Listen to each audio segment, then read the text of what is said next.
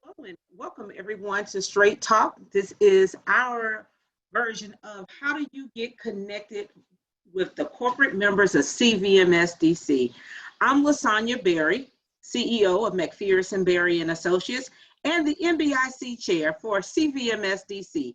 That is the Carolinas Virginia Minority Supplier Development Council. So today we have with us Ms. Deborah Williams with Premier Inc. Before we get started with Deborah, I wanted to kind of set the stage and let you know how we will be doing the session today. I'm asking that everyone stays on mute. Keep your cameras off. When you have a question, please post it in the chat box, and I will ask the question during the Q&A session towards the end. So we will allow Deborah to do her presentation, and then I will share your questions that you have with her at the end during the Q&A. Okay, so again, we have with us Ms. Deborah Williams. We're Premier Inc. Deborah is the Senior Director of VP of Supplier Diversity. Premier is located in Charlotte, North Carolina. Under her wonderful leadership, she created and helped enhance the program called the Sourcing Education Enrichment for Diverse and Small Suppliers, better known as SEEDS. This program is aimed at increasing the number of qualified, small, diverse regional enterprises on Premier contract portfolio, okay? Then the program was expanded in 2018 to include Premier Sustainability Program. Deborah is not new to the healthcare industry by any means. She has over 35 years in the healthcare industry. So yes, she started at a very young age. She's just brilliant like that. She also spent over 20 years with the Detroit Medical Center. She's a native New Yorker, okay? So she is our past board chair for the CVMSDC Council. She's the board chair for the Healthcare Supplier Diversity Council. She's a member of the Healthcare Initiative, which is out of the Michigan MSDC. And she's also a part of the Healthcare Industry Group with NMSDC. So without further ado, I am going to turn this over to Ms. Deborah Williams. Welcome, Deborah. Thank you, Lasagna, and thank you everyone on the phone joining us today. I am delighted to be invited to share some information about Premier's Supplier Diversity Program, but more importantly, our corporate responsibility to include both supplier diversity and sustainability. And so with that, I'll be talking with you about that today. And in light of the current times we're going through, I'll also touch a little bit on, how we're working with our membership across the country, especially to provide them with some, information, products, and services associated with the personal protective equipment. So with that, Lasagna, sorry. Okay, so just want to give you some background about the GPO industry as a whole. So group purchasing organizations, as you see on the slide here, help healthcare providers realize savings and efficiencies by aggregating our members' volume to negotiate, in most instances, directly with medical device manufacturers, leveraging that volume to negotiate savings. The vendor or contracted suppliers on our portfolio will often report that sales volume to Premier and pay an admin fee, which is generally no more than 3% of whatever their monthly sales volume with our members is. But 98% of all U.S. hospitals belong to a GPO. As you can see, there are over 600 GPOs, collaboratives, or co-ops, as sometimes referred to. And then for the national GPOs, with Premier being the #1 GPO, I like to say, we also have Vizient, Health Trust, and Interlair, just to name a few. $100 billion in GPO contract covered purchases are represented on our respective portfolios, and 80% of the hospital's purchases are made through GPO contracted suppliers, representing an average savings of about 10 to 18%. And with that, we can go to the next slide. In the aggregate, GPOs have saved hospitals collectively about $55 billion annually, primarily, again, driven through our contract portfolio, but you'll see that Premier is more than just a GPO of contracts. And GPOs are expected to reduce healthcare spending by approximately $864 billion between 2013 and 2022. Here's a little bit about Premier. So Premier represents over 4,000 acute care hospitals in the United States that represent about 45% of U.S. hospital discharges, with more than 165,000 non-acute care entities, as we refer to them. Our contract portfolio represents about 2,400 contracts or 1,300 suppliers, and $60 billion in group purchasing volume goes through our contracts from our members. So you'll see here on the next slide that GPOs do not purchase or make purchases. Actually, it's our member hospitals that are doing the purchasing and then buying. All we do is negotiate the contract, so that way our members have options and access to cost-competitive products through the manufacturers that we negotiate those respective contracts with. Our relationship with our members is what we call a Premier Contract First strategy or philosophy, which means that our hospitals make the final decision as to who they're going to do business with. Most often, it's going to be with the GPO contracted supplier, but not in all instances will that happen. So the member retains the option to make non-GPO contracted purchases with non-contracted suppliers if they see fit. So you might ask, how do you, contract, or what are we, Premier, looking for when we go through our sourcing process for supplier options for contract consideration? So first and foremost, we consider ourselves a value arbitrator, meaning that our members want the lowest possible cost for high quality products that are safe and efficacious. And then our suppliers, look to the GPOs to help them aggregate and work with our members to identify predictable demand and increase scale and market share by doing business through their GPO contracts with our members. Next, our core business as a GPO is to write excellent contracts with great pricing and strong terms that are easily scalable. So most oftentimes we look for suppliers that have built a robust infrastructure that will allow them to scale their business from a local to a regional to a national supplier. And that can either be selling their products direct to our members or going through a prime distributor, most often in our med-surg area, Cardinal, Medline, Owens & Minor, et cetera. The way our sourcing teams are structured, it's really to capture the depth and breadth of our contract portfolio offering.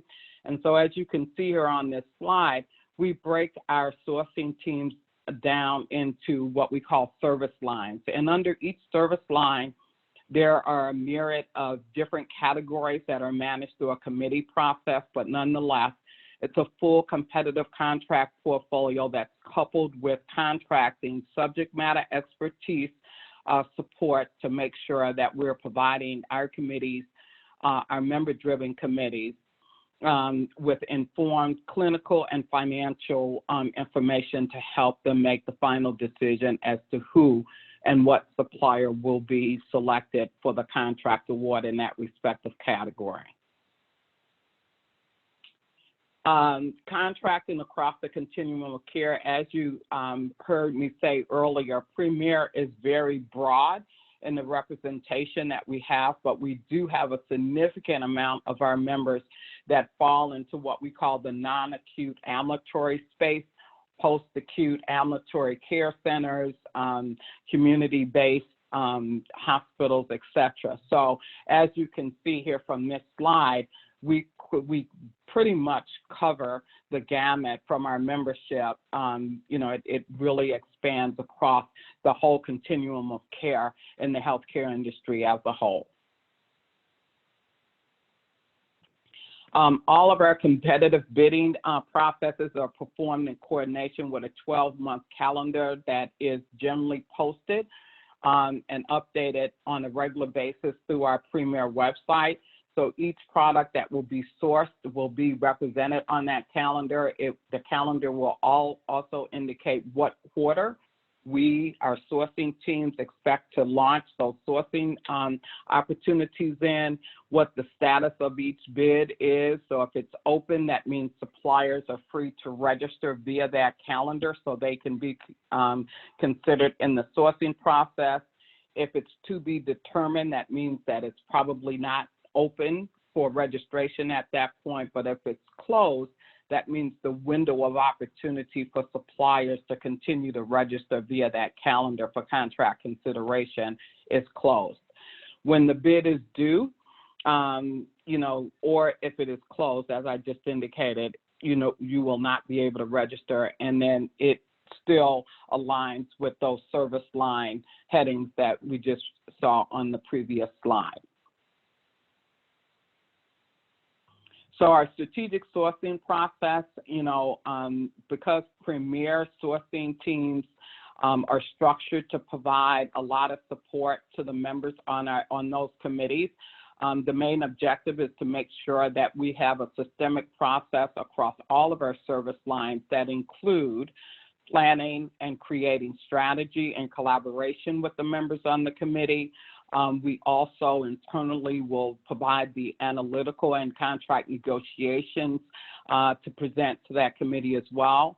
Once the committee approves suppliers for a contract in that respective category, our sourcing teams will manage an internal approval signature process, and we also prepare what we call launch material that will be put in our contract database for all of our members to have access to. And then after the contract goes into effect, we have a contract management staff that's built on to those sourcing teams to work with the suppliers that are awarded contracts to help them develop, let's say, robust marketing strategy, identify prospective customers they would like our assistance in providing introductions to through our field force, etc. So the type of awards that we make, fall into three buckets. Sole, meaning that the category is only awarded to one supplier. Dual, two suppliers. And multiple is, two or more suppliers are awarded a contract in that respective category.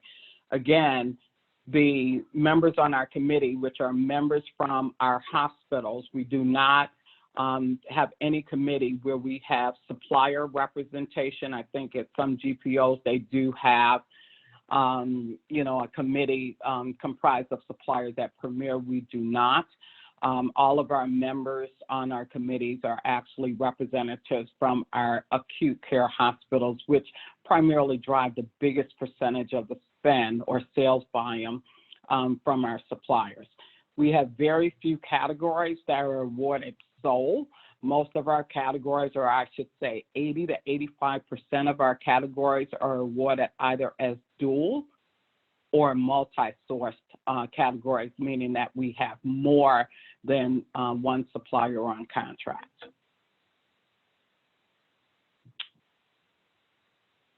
Our members make the contract awards decisions. Again, as you heard me say earlier, we act as staff to those committees where we provide a lot of pertinent information to help them make the decision, but our members serve on these committees from a strategic perspective, and they are the ones that ultimately would provide the approval to award contracts to the respective suppliers. Okay.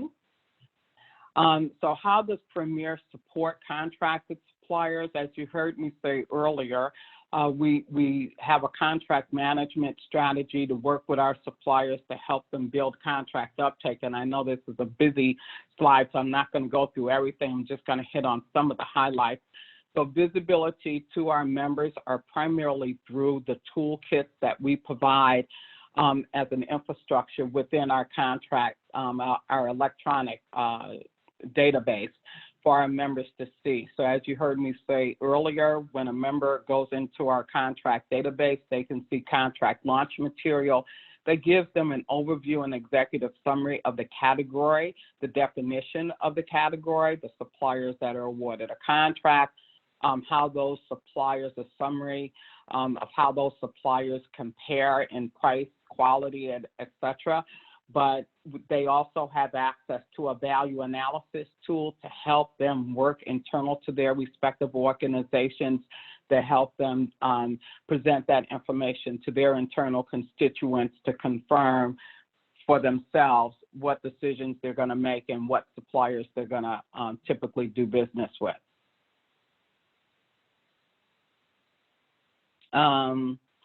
The next slide just talks about and reiterates the ongoing support that suppliers have after they get on contract. Now, I want to pause here just for 1 minute and let you know that the heavy lifting and promoting, marketing your contract is still your primary responsibility as a supplier, as a contracted supplier. And so that's why I oftentimes tell suppliers, both diverse and non-diverse, you need to make sure that you are developing robust contracting or marketing strategies to create demand. To the extent that we can help support you in those efforts through our field force, contract communications, we have tools that's built into that marketing toolkit, such as group buys or different promotions that you'd like to extend, specific pricing to members for a short period of time, et cetera. So we, kind of talk through all of those type of things. We also have what we call a portfolio advisor. That is a tool that our members also use that brings contracts to life through short-term engagements that reveal the possibilities of what the clinical and technical aspects of that specific contract will enable them to get access to. Strategic supplier engagement, we have a team of vice presidents that, again, work with our suppliers after hearing what your marketing strategy is and try to brainstorm what support we can avail, provide you with access to. But, coming in to us as a GPO, expecting us to have a crystal ball and tell you what members are looking for is not our primary responsibility. So being awarded a GPO contract gives you what I call a license to fish, and you need to come to us and tell us what your strategy is so that way we can work on ways to help support you in your efforts, your sales team's efforts to go out and promote and market your premier contract and the value that you've negotiated.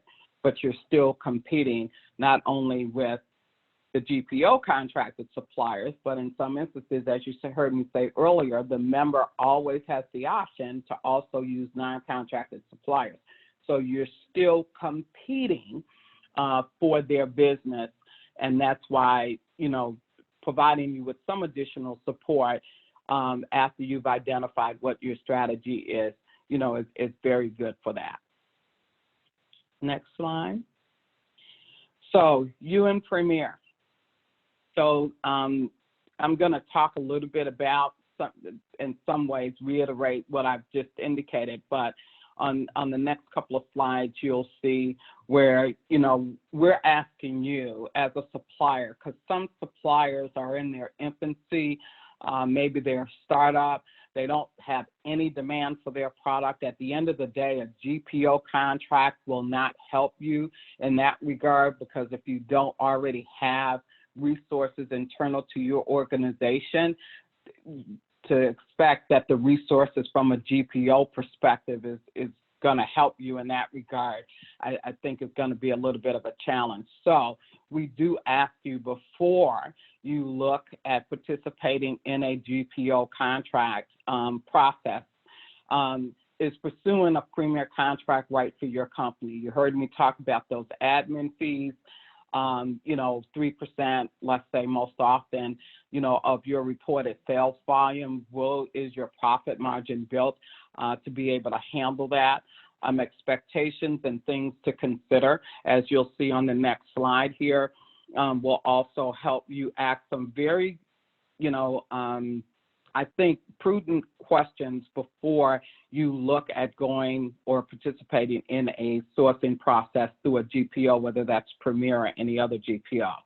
But first, looking at the category on our contract bid calendar, do you meet the definition for that? Are you a manufacturer? If the description says manufacturers only and you are a reseller, you wouldn't meet the definition, for example, for that category. So do not register for contract consideration because that category is only sourced, let's say, to manufacturers.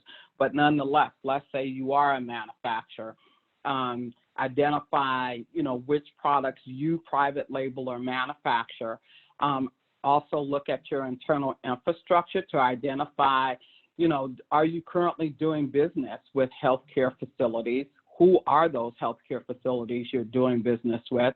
And have you been doing business with them over the last 3 years, let's say? Ensure that your standards for the products that would be defined as part of that category meets the applicable regulatory requirements, standards, and codes. And I can't emphasize that enough. When you reach out to a GPO for consideration, let's say, you need to be able to provide all of the clinical data associated or applicable certifications, FDA approvals, etc., when you're submitting your information for consideration for a contract consideration.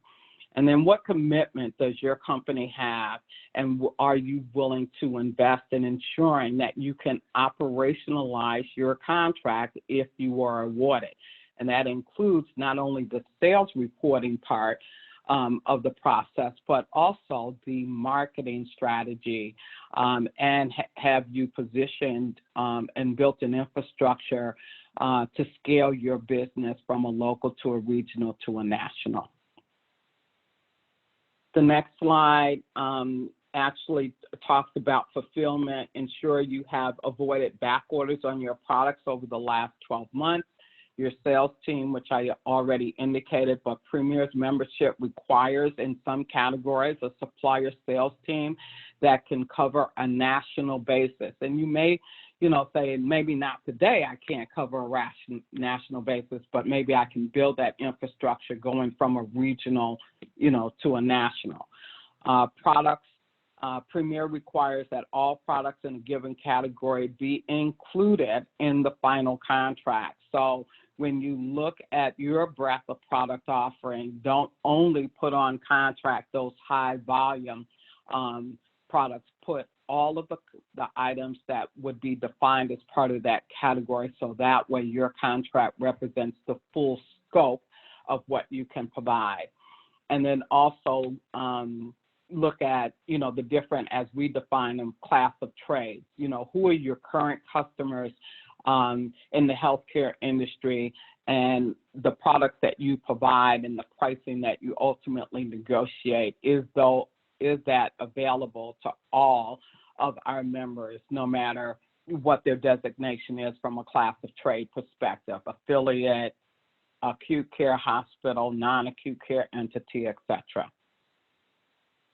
And then administrative fees, we talked about. You're really going to have the infrastructure in order to not only pay the admin fees, but also provide us with detailed reports as to what members and what products you're selling to those members.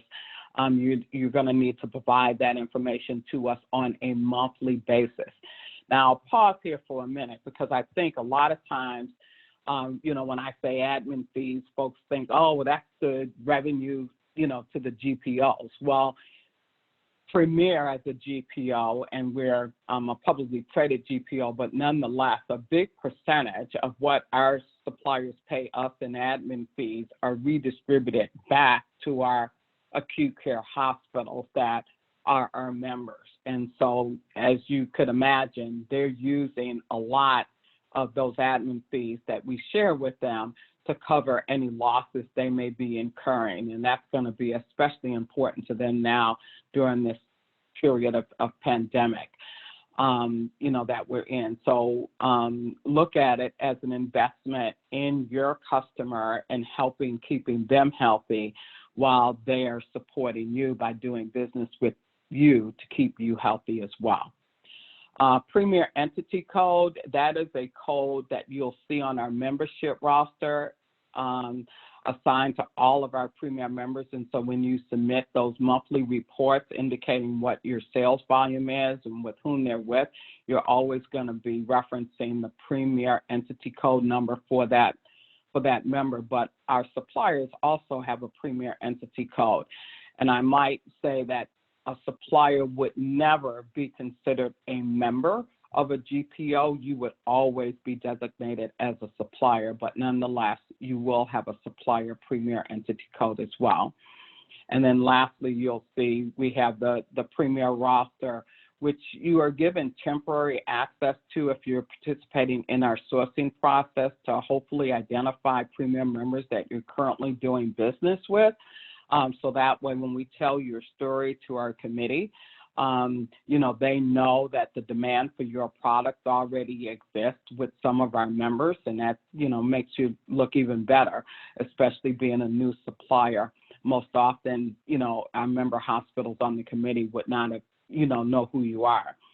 And then electronic price activations, our members, when they see your contract, let's say in our portfolio, they'll reach out to you initially through an electronic price activation tool that we have embedded in our supplier catalog.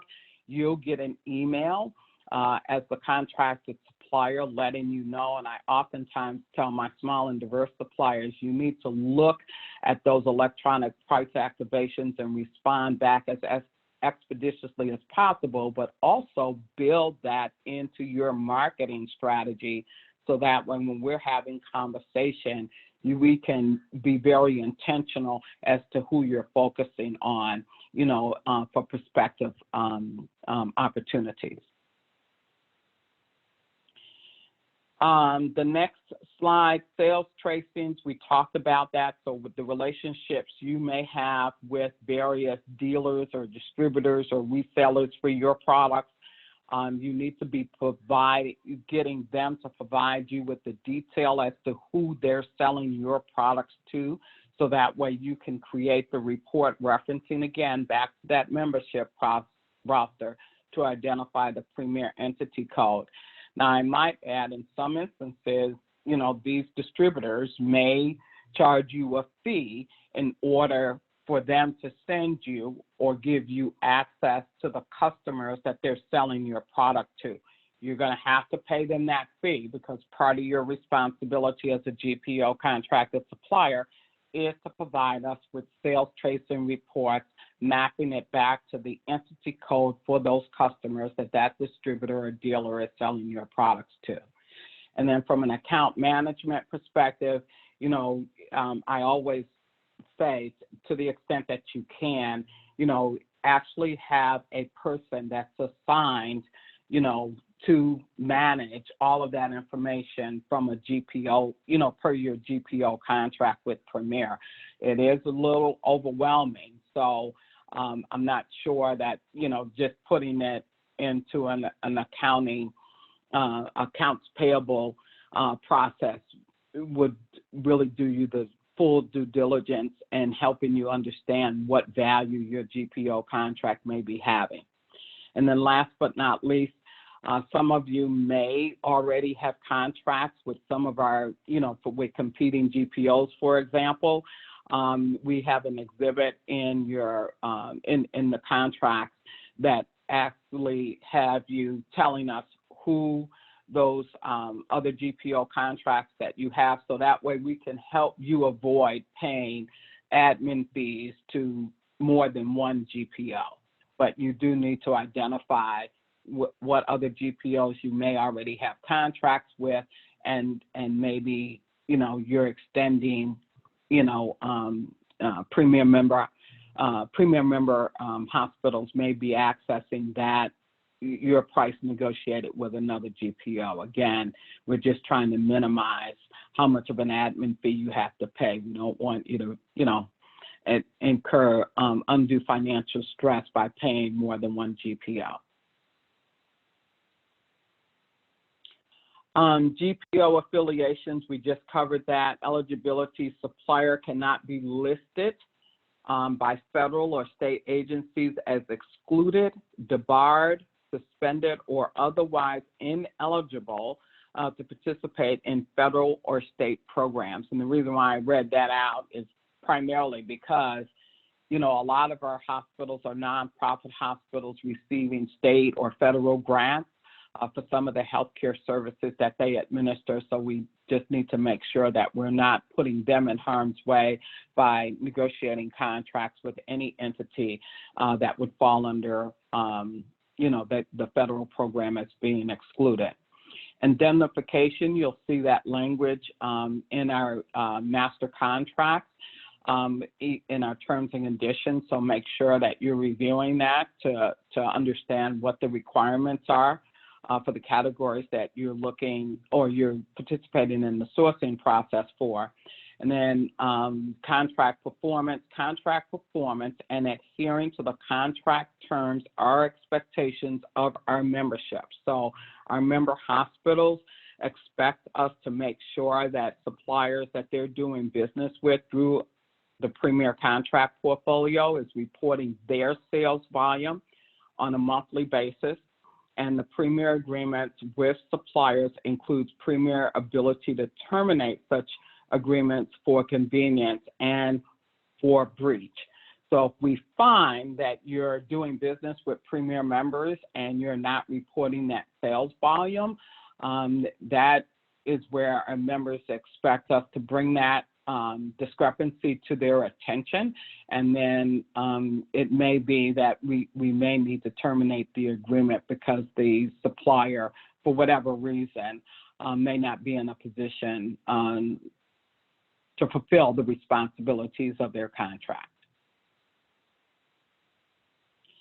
How Premier supports contracts with suppliers. On the next slide, you'll see where, you know, again, visibility to those. Lasagna, I might have put this in the deck twice. So if we can move to the next slide. Okay. So here we talk a little bit about Premier supplier diversity case and the supplier diversity program in the business case. Our program, last year we celebrated our 20th year, but our members' supplier diversity, or Premier's supplier diversity strategy is member-driven and was started over 20 years ago. Last year, Premier members spent over $800 million with Premier contracted suppliers that we track as part of our program, and we track minority, women, veteran, and small business suppliers through our program. But we do understand that these businesses face a unique set of obstacles when competing in a crowded market. And by connecting local enterprises with health systems, we have been able to fuel growth for communities and small businesses alike. And that is, again, represented in that $800 million. I might add that small businesses make up the biggest percentage of that $800 million, but nonetheless, our minority and women-owned companies over the last 12 years that I've been at Premier have grown exponentially. And I'll give you an example. When I came on board in 2008, reported sales volume for minority-owned companies on contract was 34 million. Today, I'm proud to say that number has increased to about $150 million last year. Members spent with minority-owned companies awarded contracts through our portfolio. So a diverse supplier, as you know, is defined as a U.S. citizen that owns a business certified as small, minority, women, or veteran-owned companies. We do not allow suppliers to self-certify. So in other words, for minority-owned companies, our preferred certification agency is the National Minority Supplier Development Council, or one of their 23 councils across the country. For women-owned companies, as you know, WeBank is one of the biggest ones out there, but that's one of our preferred. And then small businesses have to register their company via the SAM.gov database, which is the system award system or database for the federal government itself. And then veteran-owned companies, we require that they register, and we see their registration at vetbiz.gov. So we do not allow any supplier to self-certify for us to track them as part of our diversity program. On the next slide, you'll see where we provide these definitions on our website. I'm not going to go through them in detail right now, but when you go to our website, you'll also see this information reiterated. On the next slide, you'll see where we, talk a little bit about the SEEDS program itself, which launched in 2009 after I came on board. What I saw with our supplier diversity program was that, we included a lot of great language for Tier 2 reporting in our terms and conditions, but we had a lot of suppliers on contract that were not reporting sales volume. And so the SEEDS program was primarily developed to provide robust coaching and mentoring access for especially our small and diverse suppliers. But more importantly, we also know that our members most often will refer suppliers they may be doing business with for GPO contract opportunities. And at that time, we really didn't have a way to bring those suppliers on contract without them actually participating in the national sourcing process. And we also found that when that happened, most often the category may have already been sourced, so it may not come up for a sourcing event for 2 years from now. So rather than make the supplier wait for 2 years, the SEEDS program through the Supplier Diversity Committee, can be considered for a contract through this program, what we call mid-contract cycle. But there are some rules of engagement that you have to adhere to. So you have to make sure that you maintain your annual certification, and you have to provide that up front before we can even consider you for the contract consideration. Supplier must not have more than 5% of the U.S. medical market share within the medical industry their product is included in, and they cannot have participated in the national sourcing process. So sometimes I get calls from suppliers, our diverse suppliers that participate in the national process, and for whatever reason, they were not approved for a national contract, and then they say, oh, well, I can use that program SEEDS. Well, the SEEDS program is not a backdoor way onto our portfolio because, again, the categories are owned by the national sourcing committees under the respective service lines that we talked about earlier. And so if the committee has already reviewed your information, and for whatever reason, again, they decide, that they did not approve the supplier for a contract, they cannot use the SEEDS program as a backdoor way onto the portfolio. You cannot be a subsidiary of a non-diverse entity. You must attend what we call Premier University, and I would count this meeting. So anyone that follows up with me and indicates that they were in attendance at this meeting today, I'll count that as your participation in the Premier University. And then, again, as I said earlier, if you are a manufacturer of products, whatever certifications are required or clinical, information is required for that particular product, you will need to provide that from the onset. And then again, the program features, the Premier University provides you with a supplier such as what I'm providing you with today, a little bit of information about the industry as a whole, but more importantly about Premier Supplier Diversity Commitment. It also provides you, the supplier, with an introduction to our sourcing process, as well as working with you through quarterly business line reviews to make sure that you, are operationalizing your contract to get the best value and getting increased business through our members.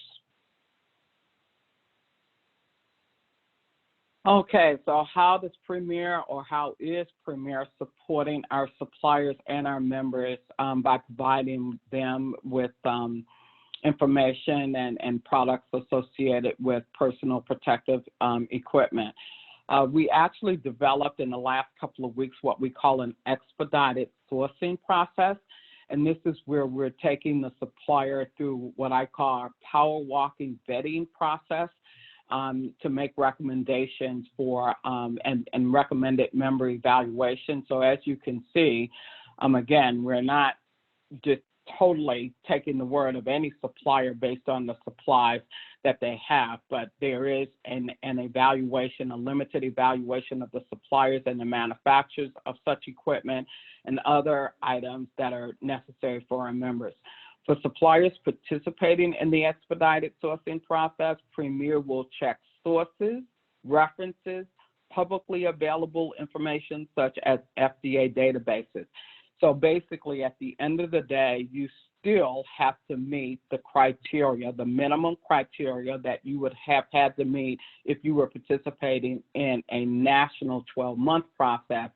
This process is the same. It's just that we're executing those contracts a little bit more expeditiously compared to the 12 months.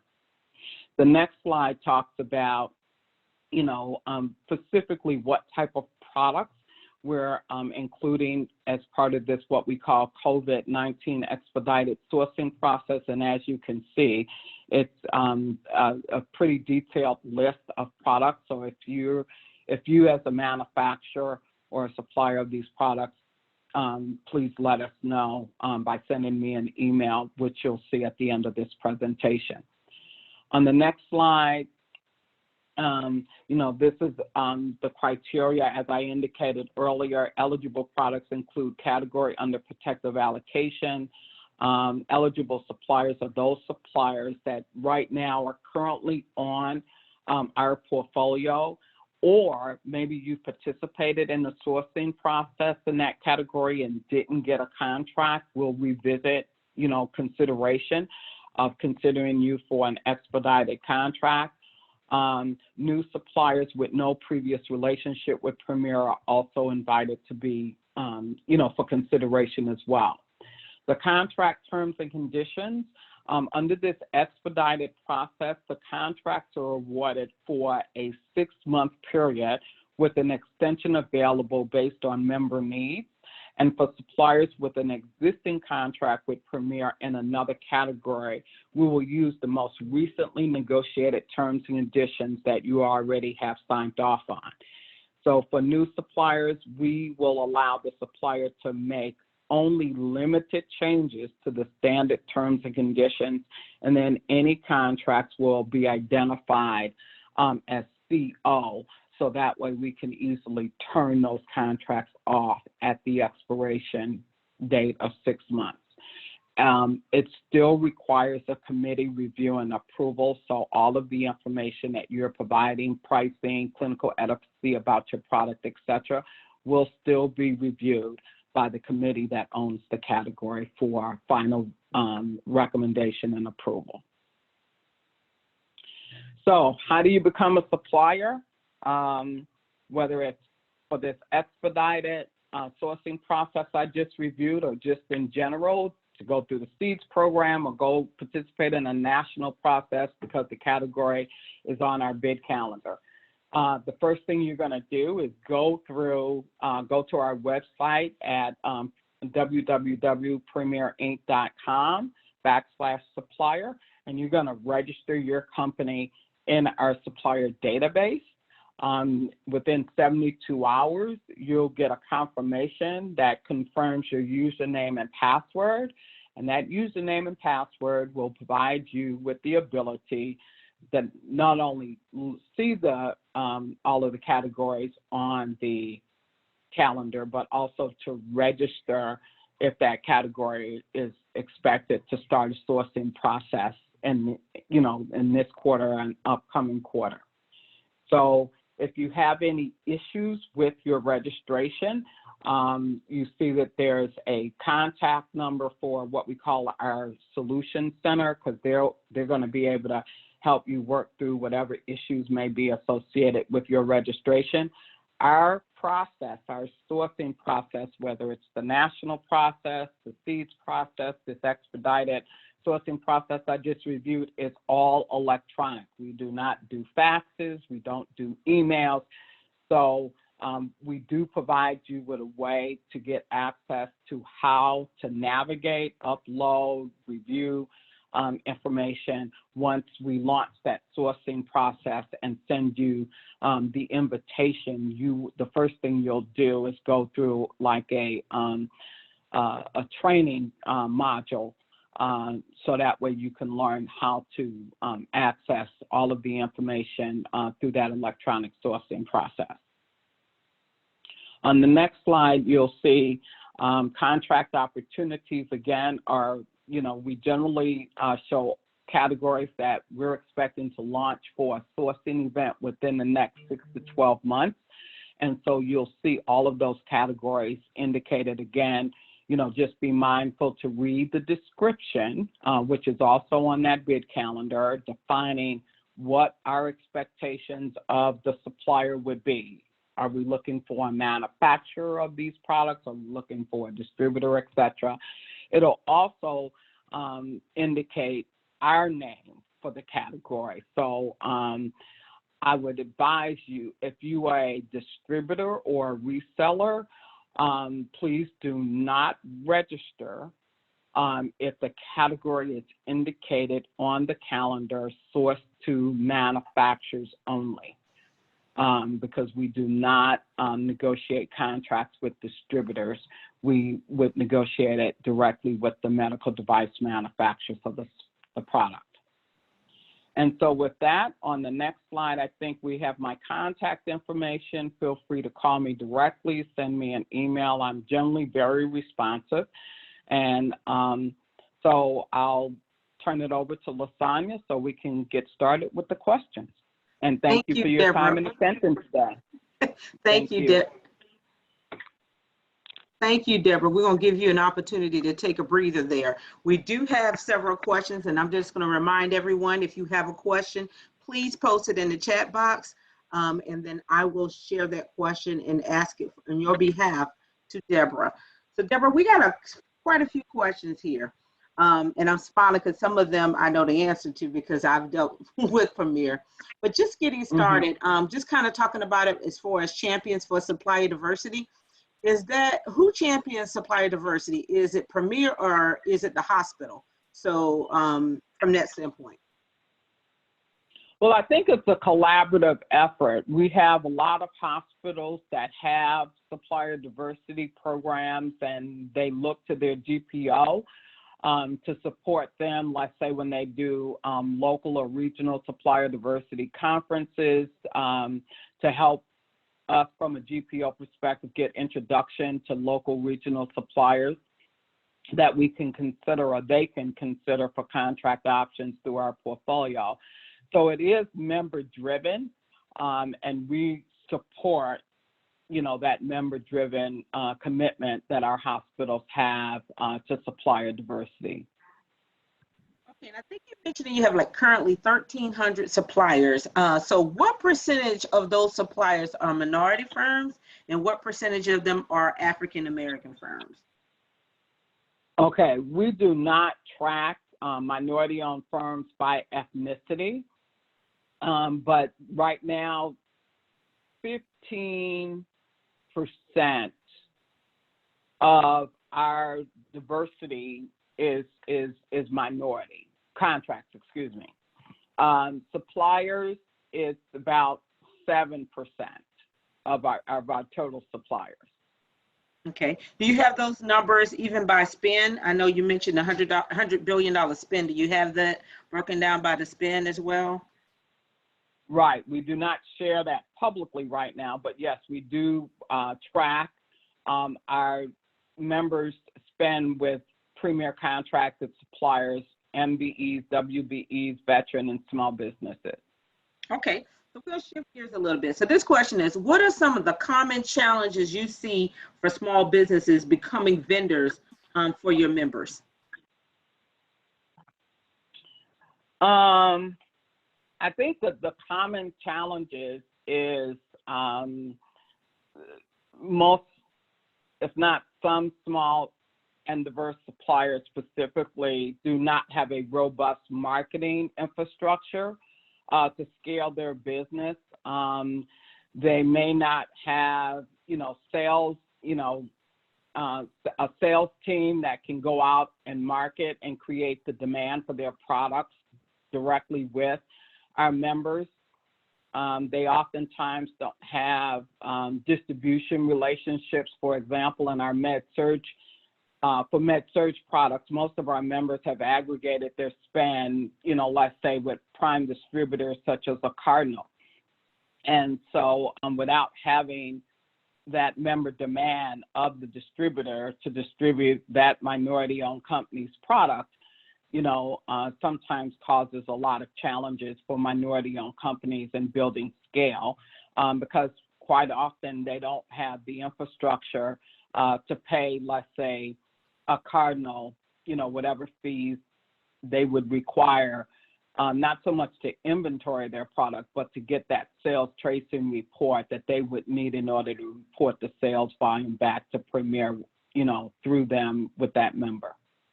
Okay. So I think long and short of it is the infrastructure is really not there. And it's, you can no longer say, well, once I get a contract, I'll build the infrastructure. That doesn't work anymore. So you're going to have the infrastructure before, not after. Okay. So is it preferred for the MBEs to develop the relationship directly with Premier or with your members?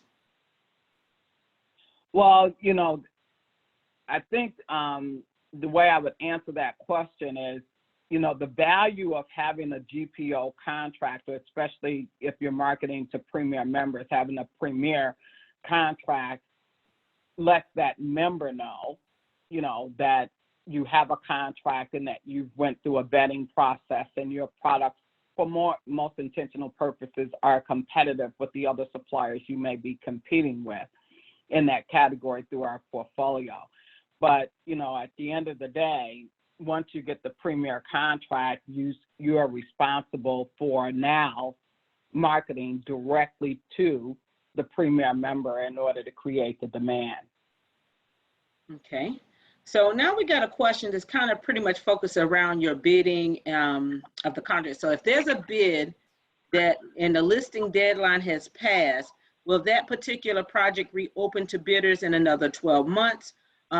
Basically, do you rebid every year for your contracts?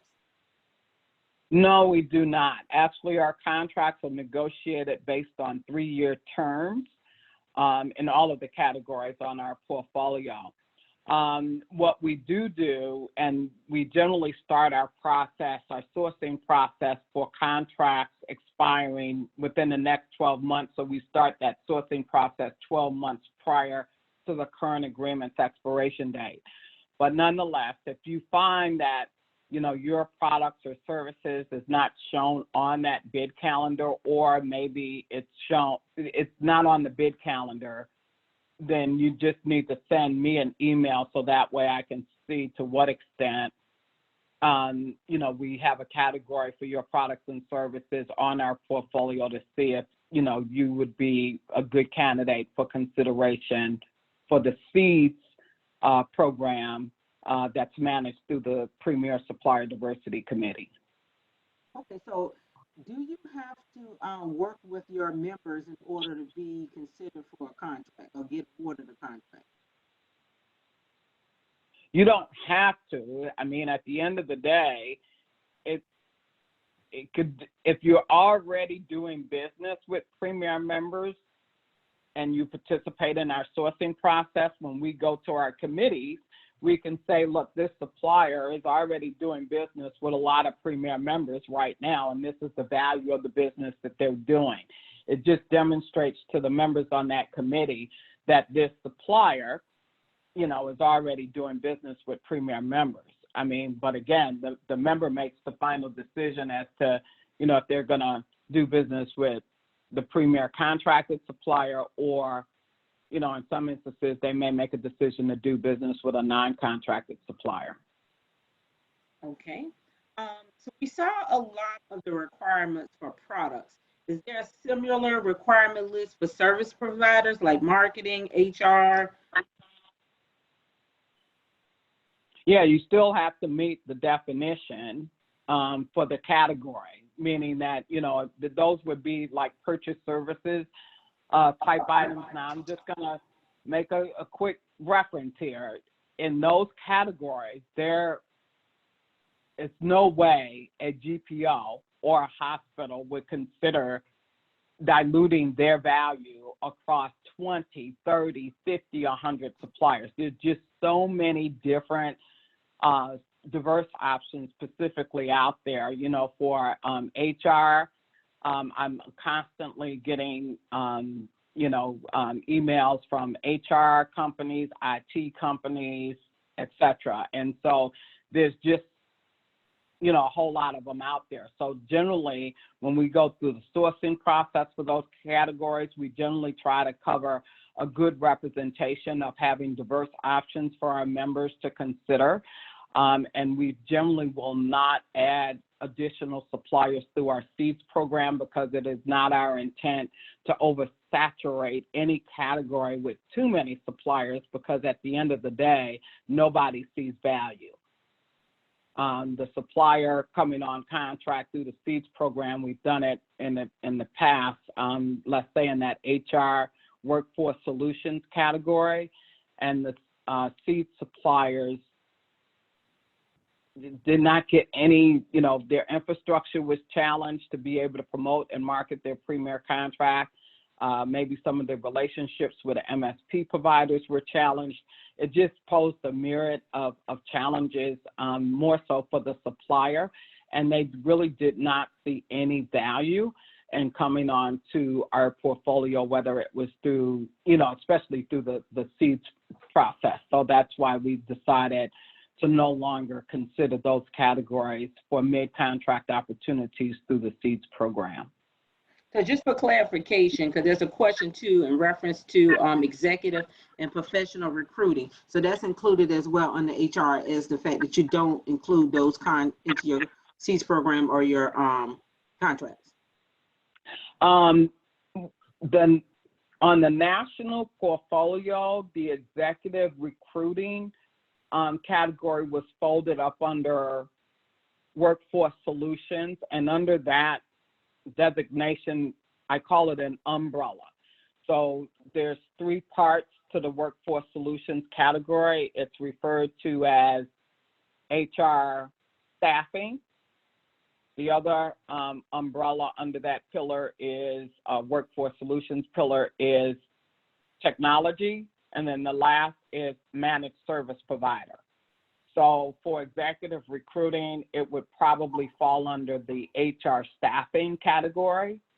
And again, you know, when we take those categories through the national process, we get a large number of suppliers that register for contract consideration. And most often we find that we already have a full gamut of options for our members to consider from a diversity perspective. And so again, we generally will not include that category through the seeds program mid-contract cycle because of that. Okay, Deborah, got another kind of in the same category. Do Premier categories include services such as logistics and transportation? Yeah, they do. Okay, so you do currently source for that with Premier. Okay, and so, okay, so I have another question. I see that the seeds program, the suppliers companies cannot be subsidiaries of a non-diverse entity. But what does that mean for a company that partners with a medical device manufacturing company that is not a diverse supplier? Okay, I think for that, for my response, I would have to really understand the nature of the relationship from a supply chain perspective. I'm not sure that I can answer that. What the intent of the language is to make sure that we don't have pass-throughs, you know, where we have non-diverse suppliers trying to take advantage of a diversity designation. But I do realize that there are complex business relationships that are developed.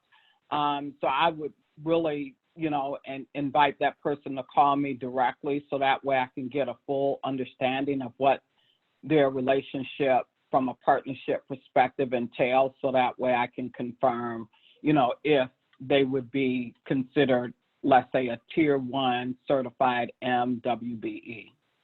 Okay, and I know for the sake of time, we have 2 more questions left, Deborah, that I think will be quite quick.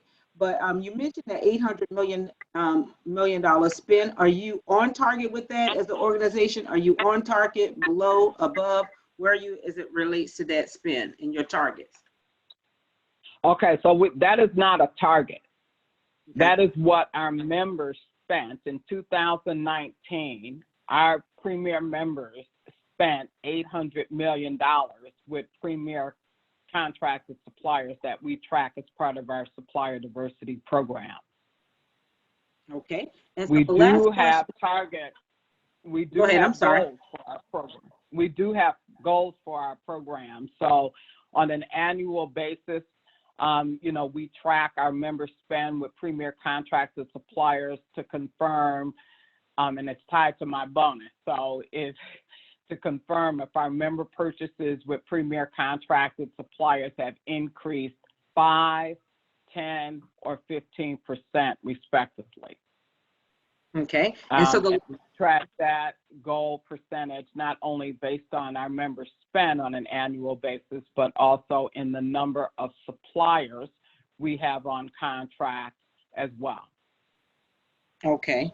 And so the last question has to do with the fees. And I guess this from the supplier standpoint, what are the fees that the suppliers have to pay once they get on a contract? The only fee you pay to a GPO is based on your monthly sales volume with premier members, and the average admin fee is 3% for most of the categories through our portfolio. So Okay. It's 3% of whatever that supplier's reported sales volume is on a monthly basis. All right. Well, thank you, Ms. Deborah, for all of that wonderful information, giving us clarity on how to really understand GPOs, and then how do we actually do business with Premier, and all of the key things that can help us as suppliers to do business with you. There's a couple of things I want to share before we close out, so if you could just hold with us. I just wanted to update you on the next Straight Talk, which is coming up with Andrew Greer with Duke Energy. That's on April 30th. So please register for that and stay tuned. And we are scheduled to have these going forward till the end of the year, and then we're working on the following year. So stay tuned. Make sure that you register for the Straight Talks and learn how you can get better insight and better position your business to do business with our corporate members. So before we leave, I wanted to give Ms. Dominique an opportunity to share with you as well. Dominique?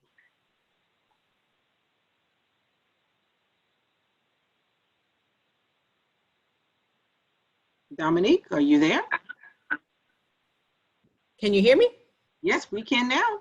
Okay, great. Thank you so much, Ms. Lasagna, for designing and setting up this Straight Talk series. And thank you, Ms. Deborah Williams, for imparting that very important information to us. This series is part of our connection focus. And so I appreciate the 32 members that joined us today for this call. Valuable information was shared. And as Ms. Deborah said, if you connect with her, This will count towards your first initiation with Premier. And please make sure that you register on the website, and we hope to see you on the 30th for our next Straight Talk series. Thank you so much for joining us. All right, everyone, have a wonderful rest of the afternoon. Bye-bye. Thank you.